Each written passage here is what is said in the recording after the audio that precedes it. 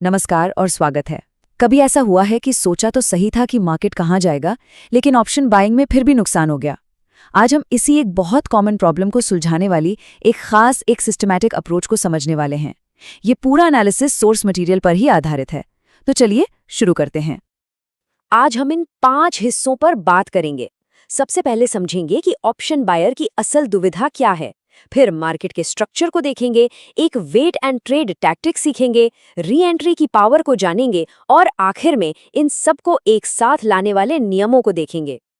तो option buying में जो सबसे पहली और बड़ी चुनौती आती है ना, वो ये है कि हमने सोचा मार्केट ऊपर जाएगा और वो गया भी, लेकिन ट्रेड बंद हुआ तो लॉस में। ये एक ऐसी पहेली है जिसे समझना इस पूरी स्ट्रैटेजी को सीखने का पहला कदम है। तो देखिए, सफल ऑप्शन बाइंग ना इन 2 पिलर्स पर टिकी है। पहला है डायरेक्शन, मतलब बाजार किधर जाएगा, और ज्यादातर लोग बस इसी पर फोकस करते हैं। लेकिन असली खेल, असली कहानी दूसरे पिलर में है, और वो है टाइमिंग। सोचिए, अगर डायरेक्शन सही भी हो लेकिन एंट्री का वक्त गलत हो गया तो प्रॉफिट नहीं बनेगा। तो सिर्फ दिशा नहीं, बल्कि सही मूव के लिए कब एंटर करना है, बस यही सबसे जरूरी चीज है। तो सवाल ये है कि सही टाइमिंग पता कैसे चले? इसका जवाब मिलता है मार्केट के अपने नेचुरल बिहेवियर, यानी उसके स्ट्रक्चर को समझने से। ये जो स्ट्रैटेजी है, ये मार्केट की इसी लय का फायदा उठाने के बारे में है। मार्केट का एक बहुत बेसिक पैटर्न होता है। वो अक्सर कुछ देर के लिए एक छोटी सी रेंज में फंस जाता है, जिसे हम कंसोलिडेशन कहते हैं। मतलब मार्केट सुस्त है, फिर अचानक से एक जोरदार मूव आता है, जिसे ब्रेकआउट कहते हैं, और बस यही हमारा मौका है। उस मूव के बाद मार्केट फिर से शांत हो जाता है, एक नए कंसोलिडेशन में। पूरी स्ट्रैटेजी इसी साइकिल को पहचानने और उस बड़े मूव को पकड़ने के बारे में है। ठीक है, तो जब हमें लगता है कि कंसोलिडेशन के बाद एक ब्रेकआउट आने वाला है, तो क्या हमें तुरंत कूद जाना चाहिए? नहीं, यहीं पे हमारी मेन एंट्री टेक्निक काम आती है, जो कहती है रुको, कंफर्मेशन का इंतजार करो। यहाँ एक बहुत जरूरी कॉन्सेप्ट आता है, प्रीमियम ब्रेकआउट। इसका मतलब है कि हम सिर्फ निफ्टी या बैंक निफ्टी के चार्ट पर ब्रेकआउट नहीं देख रहे हैं, हम उस ऑप्शन के प्रीमियम के चार्ट पर भी ब्रेकआउट का इंतजार कर रहे हैं, जिसे हम खरीदना चाहते हैं। जब ऑप्शन की अपनी कीमत एक लेवल को तेजी से तोड़ती है, तब हमें असली मोमेंटम का कंफर्मेशन मिलता है। अब इसे करना कैसे है, वो बहुत सिंपल है। मान लीजिए ब्रेकआउट के ठीक पहले ऑप्शन का प्रीमियम 100 रुपये चल रहा है, तो हम सीधे 100 पर नहीं खरीदेंगे। हम अपना ऑर्डर थोड़ा सा ऊपर, मान लीजिए 105 पर लगा के रखेंगे।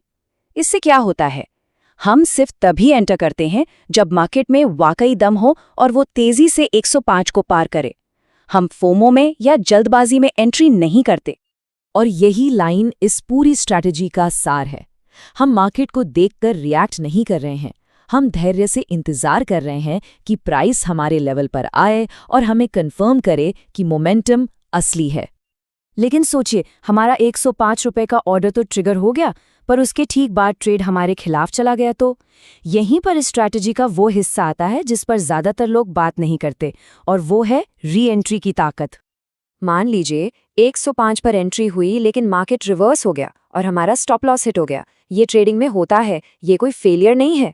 ज्यादातर लोग यहाँ पर हिम्मत हार जाते हैं, लेकिन इस सिस्टम में ये कहानी का अंत नहीं है, बल्कि प्रोसेस का एक हिस्सा है। इस टाइमलाइन को जरा ध्यान से देखिए।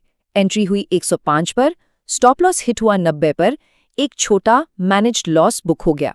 ठीक है, ये एक स्टैटिस्टिकल आउटकम है। अब हम इंतजार करते हैं।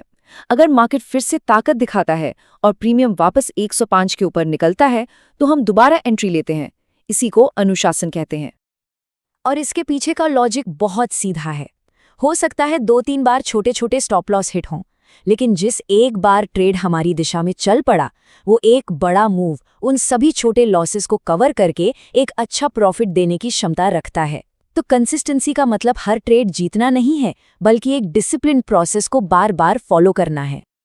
तो अब जब हमने एंट्री और री एंट्री के मेन कॉन्सेप्ट को समझ लिया है, तो चलिए कुछ जरूरी नियमों को भी देख लेते हैं, जो इस पूरे सिस्टम को एक फ्रेमवर्क देते हैं। ये कुछ रूल्स हैं जो इसे और असरदार बनाते हैं।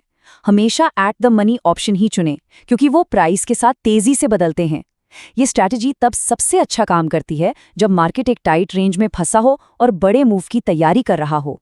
दिन के लिए एक ही दिशा तय करें, या तो कॉल्स या पुट्स। दोनों के पीछे नहीं भागना है। और सबसे जरूरी बात, री एंट्री कोई ऑप्शन नहीं है, ये प्लान का ही एक हिस्सा है। तो दिन की दिशा कैसे तय करें? इसका तरीका बहुत आसान है। 30 मिनट के चार्ट पर एक 20 पीरियड मूविंग एवरेज लगाइए। अगर प्राइस उस एवरेज के ऊपर ट्रेड कर रहा है तो हमारा फोकस सिर्फ कॉल्स पर होगा, और अगर प्राइस उसके नीचे है तो हमारा फोकस सिर्फ पुट्स पर होगा। ये हमें मार्केट के बड़े ट्रेंड की तरफ रखता है। और आखिर में ये एक सवाल है जिस पर सोचना जरूरी है।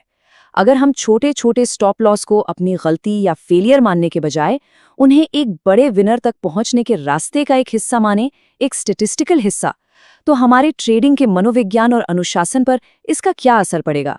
इस पर सोचिएगा जरूर।